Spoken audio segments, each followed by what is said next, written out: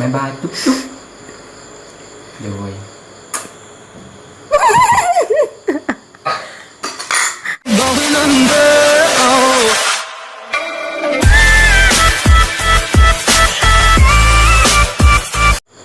ฟันดีเด้อ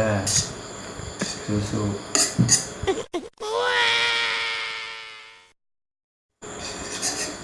ๆโดยงานนอนเก่าเด้อ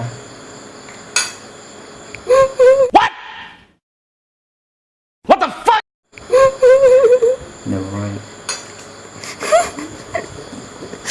บ๊ายบายจุ๊บจุ๊บโดยお前はもう死んでいる。何？ เรื่องเสือผู้สาวใหม่นะ เฮ้ยสาวเก่าเธอบอกว่าเธอน่ะนอนฟังเพลงเธอพี่นอนเก่าเห็นป่ะอะไรอ่ะทุกมาไปคือซีเมน ฟังเพลงเอาหัวไปเผาอันได้ คือซีเมนให้ได้เลยนะคือซีเมนฟังซี คิดถอดไม่ได้ของเก่า เอาหัวไปเผา